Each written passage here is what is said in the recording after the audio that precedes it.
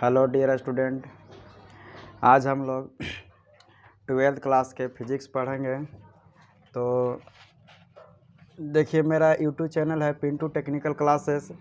यहाँ पे क्या होगा कि आप लोग के आज से 12th क्लास के टोटल चैप्टर वाइज चैप्टर इसमें वीडियो अपलोड होगा। और आप लोग क्या कीजिए कि जो भी 12th क्लास के स्टूडेंट हैं, खास करके 12th क्लास के जो भी स्टूडेंट हैं, वो कॉपी और कलम लेकर ही बैठे। तब उसको क्या करना है, जो भी टॉपिक पढ़ाया जाएगा उसको कॉपी या कलम से नोट करते जाएं और उसको नोट्स को मेंटेन करते जाएं। ठीक है, तो आज हम लोग क्या करेंगे कि पहले सिलेबस समझ लेते हैं कि हमको क्या पढ़ना है। 12th क्लास के फिजिक्स में हमको क्या पढ़ना है, कौन सा टॉपिक से, कौन सा चैप्टर से कितना नंबर का क्वेश्चन पूछता है। तो पहले से थोड़ा सा हम लोग डिस्कस कर लेते हैं सिलेबस के बारे में। उसके बाद हम लोग क्या करेंगे, पढ़ेंगे चैप्टर वाइज चैप्टर। ठीक है, तो देखते हैं। तो सिलेबस है, पहला जो चैप्टर है इलेक्ट्रोस्टैटिक्स। ठीक है, तो इलेक्ट्रोस्टैटिक्स में पढ़ना है। तो इलेक्ट्रोस्टैटिक्स में एक ऐसा चार्ज के बारे में पढ़ना है जो कि स्थिर चार्ज हो, जैसे यहाँ लिखा है स्थिर वैद्युत के इलेक्ट्रोस्टैटिक्स। तो इलेक्ट्रो का मतलब इलेक्ट्रॉन और स्टैटिक्स का मतलब होता है स्थिर, यानी कि जिसमें स्थिर इलेक्ट्रॉन के बारे में पढ़ते हैं उसको हम लोग कहते हैं इलेक्ट्रोस्टैटिक्स। तो इलेक्ट्रोस्टैटिक्स में बहुत सारा टॉपिक पढ़ना है। जब हम लोग चैप्टर स्टार्ट करेंगे इसको, तो टॉपिक बाय टॉपिक इसको डील करेंगे। तो इलेक्ट्रोस्टैटिक्स से आपको 8 नंबर का क्वेश्चन पूछता है। उसके बाद दूसरा चैप्टर पर चलते हैं करंट इलेक्ट्रिसिटी, यानी धारा विद्युतीय या विद्युत धारा इसको बोलते हैं। तो ये आपको 7 नंबर के पूछेगा। ठीक ना। अब विद्युत धारा में कैसा इलेक्ट्रॉन के बारे में, जो फ्लो ऑफ इलेक्ट्रॉन, जो इलेक्ट्रॉन एक जगह से दूसरे जगह जाता है, तो उस इलेक्ट्रॉन के बारे में हम लोग पढ़ते हैं किसमें, करंट इलेक्ट्रिसिटी में। करंट इलेक्ट्रिसिटी में हम लोग कौन सा इलेक्ट्रॉन के बारे में पढ़ेंगे, जो कि इलेक्ट्रॉन एक स्थान से दूसरे स्थान तक जाता है, जिसको हम लोग कह सकते हैं फ्री इलेक्ट्रॉन। जिसको हम लोग क्या कह सकते हैं, फ्री इलेक्ट्रॉन। तो देखिए, हम लोग करंट इलेक्ट्रिसिटी से कितना नंबर के पूछेगा, 7 नंबर के दोस्तों। उसके बाद देखिए मैग्नेटिक इफेक्ट ऑफ करंट, यानी कि विद्युत धारा का चुंबकीय प्रभाव। तब विद्युत धारा का चुंबकीय प्रभाव के कहने का मतलब इसमें क्या है कि इसमें वैसा कंडक्टर, वैसा मतलब कि धारा के बारे में पढ़ते हैं कि जिसमें कोई कंडक्टर है, अगर उसमें विद्युत धारा प्रवाहित करवा दिया जाता है तो उसके चारों बगल क्या होता है, इलेक्ट्रिक फील्ड के साथ साथ है मैग्नेटिक फील्ड भी उत्पन्न हो जाता है। तो वैसे टॉपिक को हम लोग पढ़ेंगे किसमें, मैग्नेटिक इफेक्ट ऑफ करंट में, जो कि आपको 8 नंबर के पूछता है। इसमें बहुत सारा जो टॉपिक है उसको प्रूव भी करना पड़ता है। उसको टॉपिक और टॉपिक पढ़ेंगे, डिस्कस करेंगे कब, जब चैप्टर वाइज पढ़ेंगे तब। फिर उसके बाद क्या है, electromagnetic induction and alternating current. इसमें 2 चैप्टर हैं जो आप देख रहे हैं 4 नंबर पॉइंट पे। इसमें electromagnetic induction and alternating current, इसमें 2 गो चैप्टर है, विद्युत चुंबकीय प्रेरण तथा प्रत्यावर्ती धारा। ये देखिए, सब ऐसा पॉइंट है जो नया नया, जो 12th क्लास में न्यू स्टूडेंट है तो उनके लिए नया है ये सब पॉइंट। तो इन लोग के थोड़ा सा दिक्कत होगा अभी समझने में। तो जो जैसे हम लोग चैप्टर वाइज चैप्टर डील करेंगे तो वहाँ पे आपको एक एक पॉइंट आपको समझा दिया जाएगा। उसके बाद है 5वां इलेक्ट्रोमैग्नेटिक वेव, यानी विद्युत चुंबकीय तरंग। जैसे तरंग के बारे में हम लोग पढ़ेंगे, तरंग जैसे प्रकाश एक भी तरंग है, प्रकाश भी एक तरंग है, उसी तरीके से विद्युत चुंबकीय भी एक क्या है, तरंग है। ठीक ना, तो तरंग के बारे में पढ़ेंगे वहाँ पे। फिर ऑप्टिक्स, ऑप्टिक्स यानी प्रकाश की, आप लोग लाइट चैप्टर से आप लोग प्रचलित होंगे, यानी कि आप लोग के लाइट चैप्टर पढ़ाया गया होगा 10वां में, तो उसी को थोड़ा सा डिटेल्स में पढ़ना है। इसमें अब देखिए 10वां में लोग पढ़ेंगे रे ऑप्टिक्स, यानी कि किरण प्रकाश के बारे में खाली इंट्रोडक्शन दिया गया है, लेकिन यहाँ पे ऑप्टिक्स को 2 भाग में बांट दिया गया, वेव ऑप्टिक्स और रे ऑप्टिक्स। यानी कि आपको तरंग प्रकाश की, एक होता है किरण प्रकाश के। तो ये दोनों के बारे में हम लोग डिस्कस करेंगे। तरंग प्रकाश की से आपको ज़्यादा क्वेश्चन पूछता है। इसे देखिए, ऑप्टिक्स से आपको टोटल 14 नंबर का पूछेगा क्वेश्चन। उसके बाद देखिए एटम एंड न्यूक्लियस, यानी परमाणु और नाभिक के बारे में पढ़ेंगे। सेमीकंडक्टर, अर्धचालक और कम्युनिकेशन सिस्टम, संचार व्यवस्था, जैसे हम लोग कैसे बात कर रहे हैं, मोबाइल से बात करते हैं। इंटरनेट क्या होता है, फैक्स क्या होता है, फिर आपको क्या होगा, इंटरनेट हो गया, फैक्स हो गया।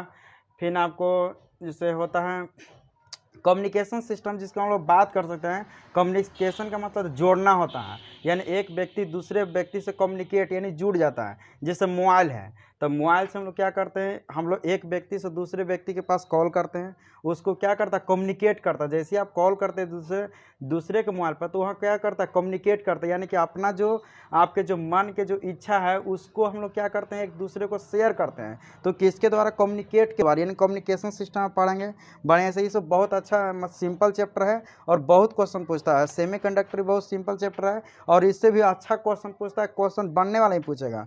उसका double nature of matter and radiation, यानी प्रकाश की द्वैत प्रकृति, यानी कि प्रकाश का भी डबल नेचर होता है। तो इस चैप्टर में हम लोग पढ़ेंगे क्या कि प्रकाश के डबल नेचर होता है, तो कैसे होता है उसके बारे में हम लोग स्टडी करेंगे, यानी double nature of matter and radiation. अब देखते हैं कि क्वेश्चन टाइप, यानी कैसे क्वेश्चन पूछता है, क्वेश्चन का टाइप होता है। जैसे मान लीजिए ऑब्जेक्टिव टाइप पूछता है, शॉर्ट पूछता है, लॉन्ग पूछता है। ऑब्जेक्टिव का मतलब क्या रहेगा कि एगो क्वेश्चन रहेगा, उसमें 4 गो ऑप्शन दिया जाएगा। एगो क्वेश्चन रहेगा, 4 गो क्या दिया जाएगा, ऑप्शन दिया जाएगा, तो उसको कहते हैं ऑब्जेक्टिव, ठीक ना, उसको क्या कहते हैं, ऑब्जेक्टिव टाइप क्वेश्चन।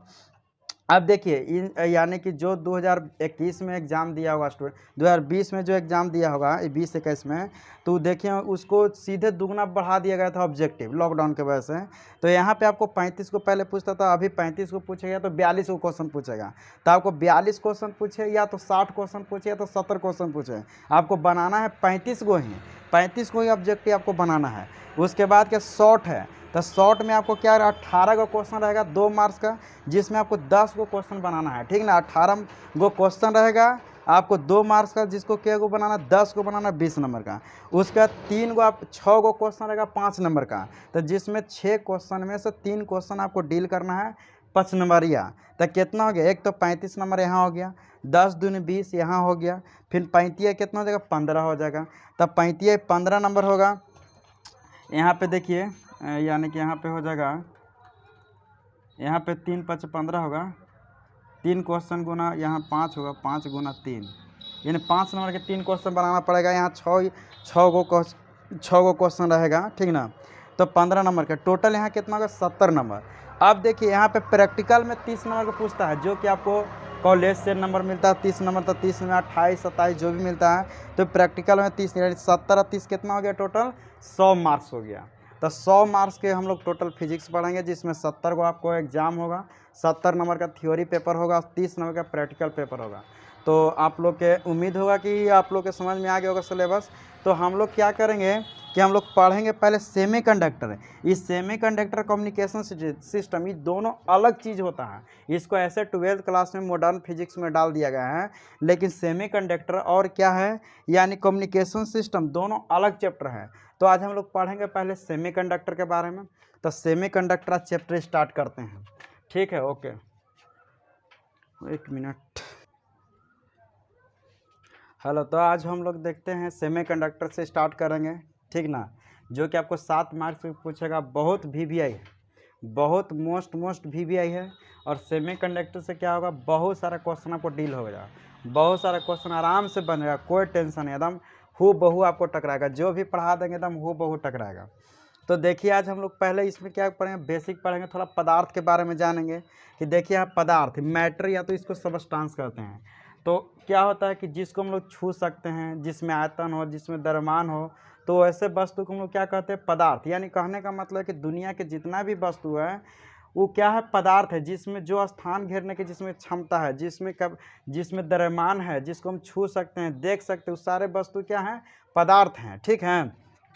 तो यहाँ पे क्या है, पदार्थ को 3 प्रकार के होता है, यानी कि कंडक्टर, या तो इसको मेटल ही बोल सकते हैं, कंडक्टर या तो मेटल, इसको हिंदी में बोलते हैं चालक, सुचालक या तो धातु, इसको चालक, सुचालक या तो धातु, इसको इंग्लिश में क्या बोलेंगे, कंडक्टर या तो मेटल। दूसरा होता है इंसुलेटर, इंसुलेटर को हम लोग नॉन मेटल ही बोल सकते हैं, इंसुलेटर को हम लोग क्या करेंगे, नॉन मेटल ही बोल सकते हैं। इसको हिंदी में बोलते हैं अचालक, कुचालक या अधातु, अचालक, कुचालक या अधातु। और तीसरा जो है सेमीकंडक्टर, जिसको हम लोग बोलते हैं अर्धचालक है, और इसको हम लोग बोल सकते हैं, या तो इसको हम लोग बोल सकते हैं या उपधातु, उपधातु। तो देखिए हम लोग क्या पढ़ रहे थे, मैटर, सबस्टांस यानी पदार्थ।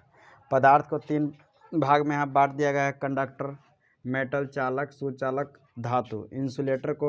इंसुलेटर नॉन मेटल, इसको अचालक, कुचालक, अधातु इसको बोलते हैं। सेमीकंडक्टर को क्या कहते हैं, अर्धचालक या तो उपधातु बोलते हैं, उपधातु बोलते हैं।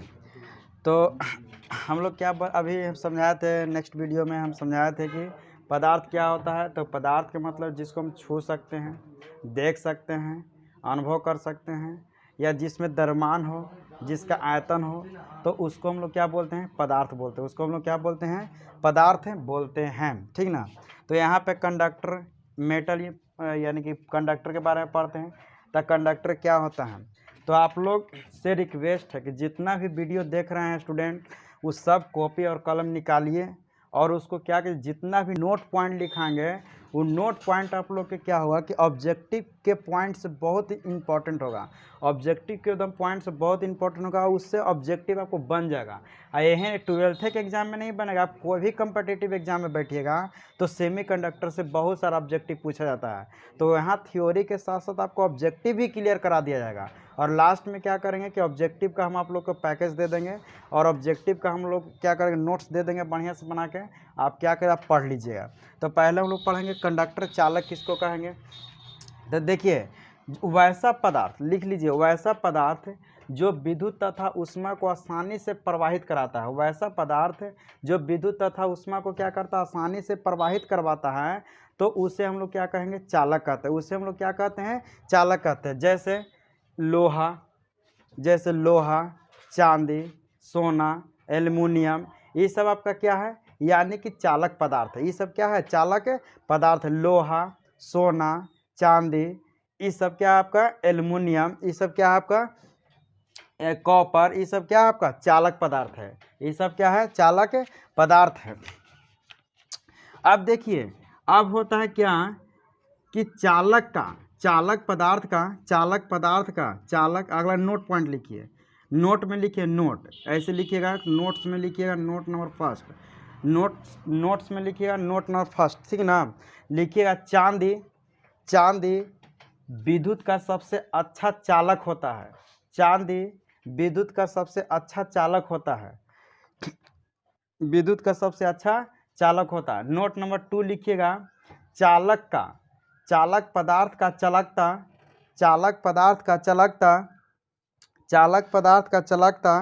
बहुत अधिक होता है। चालक पदार्थ का चालकता बहुत अधिक होता है और प्रतिरोधकता कम होता है। और प्रतिरोधकता क्या होगा, कम होगा। पॉइंट नंबर 3 लिखेंगे, पॉइंट नंबर कितना लिखेंगे, 3 लिखेंगे। लिखते हैं हम लोग, लिखेंगे कि चांदी का प्रतिरोध सबसे कम होने के कारण इसका चालकता क्या होता है, सबसे अधिक होता है। चांदी का प्रतिरोध सबसे कम होने के कारण इसका चालकता क्या होता है, बहुत अधिक होता है। इसका चालकता क्या होता है, बहुत अधिक होता है। नेक्स्ट पॉइंट लिखिएगा, यदि किसी तत्व पदार्थ का संयोजकता 1, 2, 3, यदि किसी तत्व पदार्थ का संयोजकता यदि किसी तत्व पदार्थ का संयोजकता 1, 2, 3 या 4 से क्या रहेगा, कम रहेगा, 4 से क्या रहेगा, कम रहेगा, तो वैसा तत्व क्या कहलाता है, चालक पदार्थ कहता है। वैसा तत्व क्या कहलाएगा, चालक पदार्थ। जैसे मान लीजिए एल्युमिनियम, तो जैसे एल्युमिनियम के परमाणु संख्या कितना होता है, 13। और इसका इलेक्ट्रॉनिक विन्यास देखेंगे तो 2, 8, 3 होता है। 2, 8 कितना होगा, 3। तो 8, 2, 10 और 3 कितना होगा, 13। तो ये क्या आपका है, ये 3 जो आपका है, इसको कहते हैं वैलेंसी, यानी कि संयोजकता। ये 3 को हम लोग क्या बोलते हैं, वैलेंसी, यानी कि संयोजकता। तो ये क्या है, 4 से कम है कि नहीं है, तो 4 से कम हो गया तो क्या हो गया, चालक पदार्थ हो गया। 4 से कम हो गया तो क्या हो गया, चालक पदार्थ हो गया। इसी तरीके से एल्युमिनियम, कॉपर, ये सब क्या हो गया आपका, यानी कि जिस तत्व का संयोजकता 1, 2, 3 या 4 से कम होगा, वह पदार्थ क्या कहलाएगा, चालक कहलाएगा। वह पदार्थ क्या कहलाएगा, चालक कहलाएगा। नेक्स्ट पॉइंट लिखिएगा, पॉइंट नंबर नेक्स्ट पॉइंट लिखिएगा कि चालक पदार्थ में फ्री ऑफ इलेक्ट्रॉन, यानी कि फ्री इलेक्ट्रॉन की संख्या अनंत होता है। फ्री इलेक्ट्रॉन की संख्या क्या होता है, अनंत होता है। चालक पदार्थ में फ्री इलेक्ट्रॉन की संख्या क्या होता है, अधिक होता है, यानी कि अनंत होता है। यानी कि चालक पदार्थ में फ्री इलेक्ट्रॉन, यानी कि जिसको हम लोग बोलते हैं मुक्त इलेक्ट्रॉन, इसको हिंदी में बोल सकते हैं मुक्त इलेक्ट्रॉन या फ्री इलेक्ट्रॉन। तब फ्री इलेक्ट्रॉन की संख्या क्या होता है, अनंत होता है। चालक पदार्थ में फ्री इलेक्ट्रॉन की संख्या क्या होता है, अनंत होता है। तो ये आपका क्या हो गया, चालक पदार्थ हो गया। चालक पदार्थ के क्या हो गया, गुण हो गया। ठीक है, अब उसके बाद हम लोग देखिए यहाँ पे आया चालकता, एक पॉइंट आया चालकता, एक पॉइंट क्या आएगा, चालकता। इसको बोलते हैं कंडक्टिविटी, कंडक्टिविटी इसको क्या बोलते हैं, कंडक्टिविटी।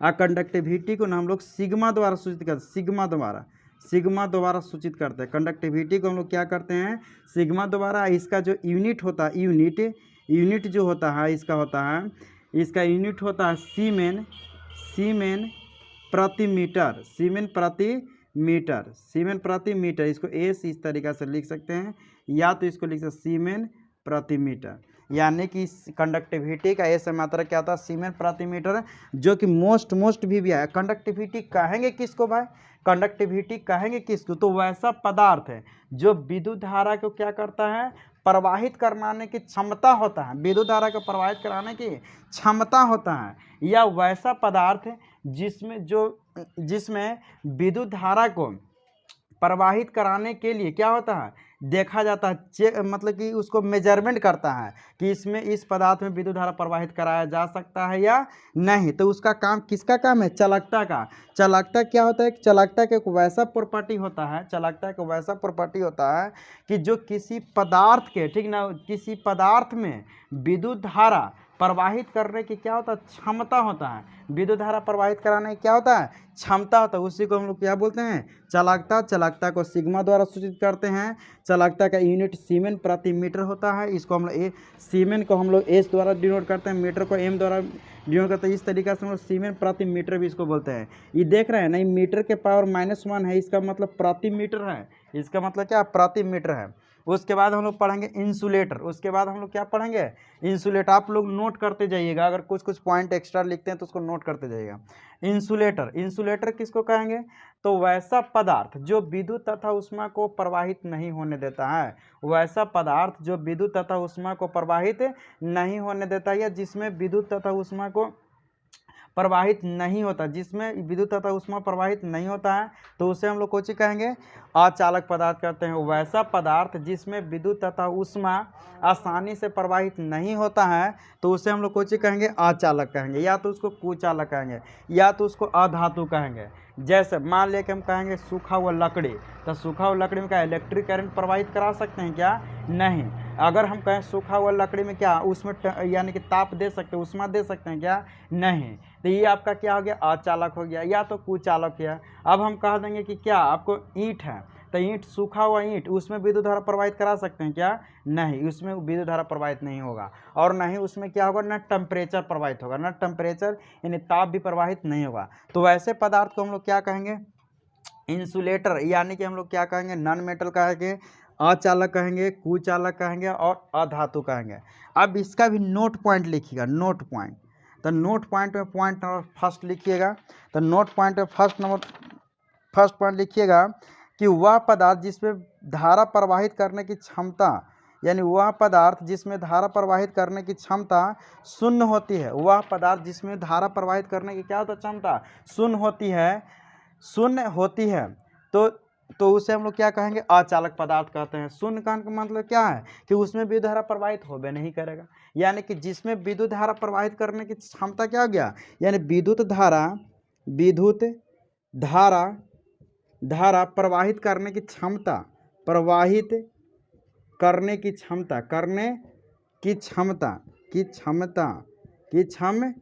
क्या हो गया, शून्य हो गया।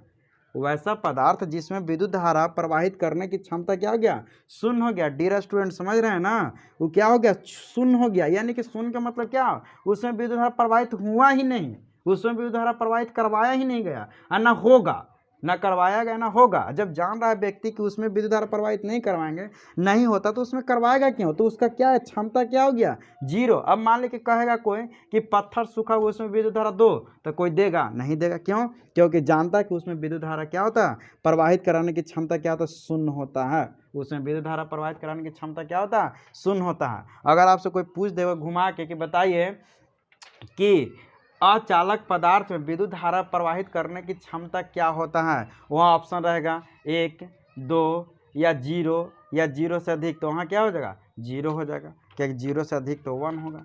तो इसको हम लोग क्या कहेंगे, अचालक कहेंगे। नेक्स्ट पॉइंट लिखिएगा, कुचालक में फ्री इलेक्ट्रॉन की संख्या शून्य होता है। यानी दूसरा पॉइंट लिखिएगा कि कुचालक पदार्थ या अचालक पदार्थ में फ्री इलेक्ट्रॉन की संख्या क्या होता है, शून्य होता है। इसका कहने का मतलब फ्री इलेक्ट्रॉन किसको कह रहे हैं, फ्री इलेक्ट्रॉन यहाँ पे किसको कह रहे हैं हम लोग, फ्री इलेक्ट्रॉन के बारे में बार बार हो रहा है चर्चा।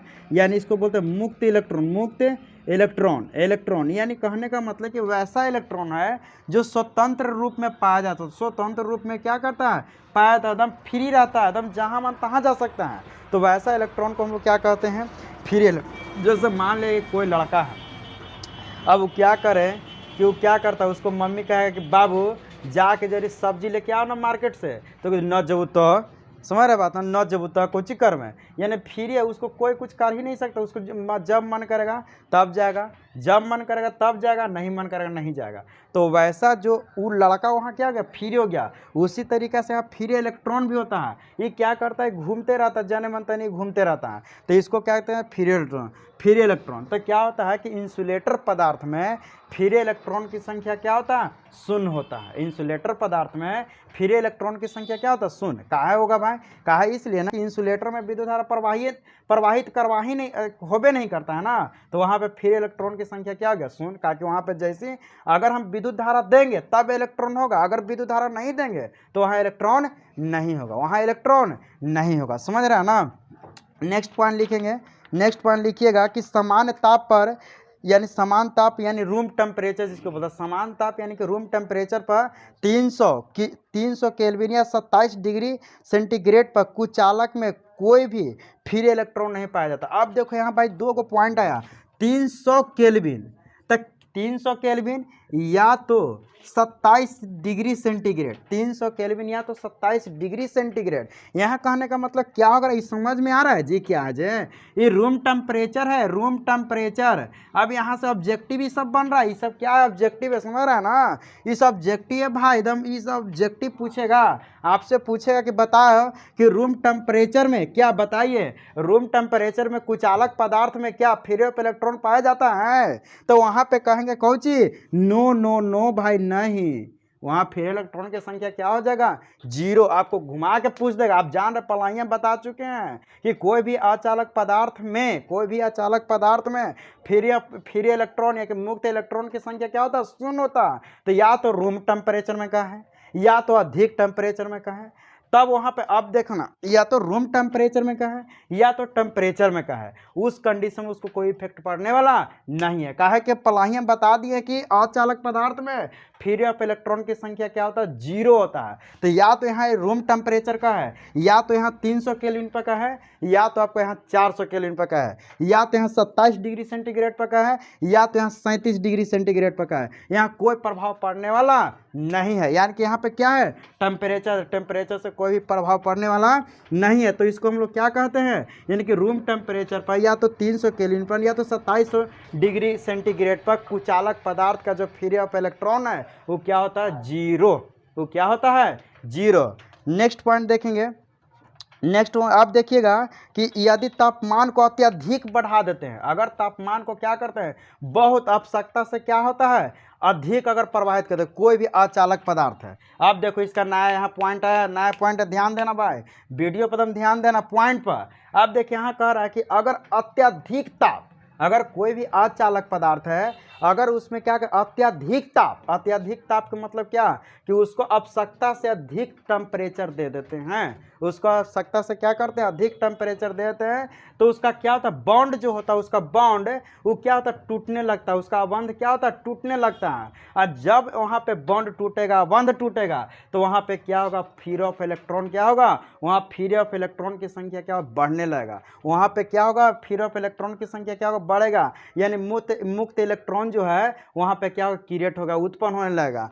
तो इस कंडीशन को हम लोग कहते हैं, पता है जी, इस कंडीशन को हम लोग कहते हैं, पता है क्या कहते हैं, इस कंडीशन को कहते हैं कुचालक का ब्रेकडाउन। इसको हम लोग क्या कहते हैं, कुचालक पदार्थ का ब्रेकडाउन। इस कंडीशन को हम लोग कहते हैं कुचालक पदार्थ का क्या कहेंगे, ब्रेकडाउन कहते हैं। हम नेक्स्ट पॉइंट देखेंगे, ये आपका कंडक्टर का हो गया, प्रॉपर्टी भी हो गया, और इंसुलेटर का प्रॉपर्टी हो गया। तो नेक्स्ट वीडियो में हम लोग मिलते हैं, और थैंक यू वेरी मच।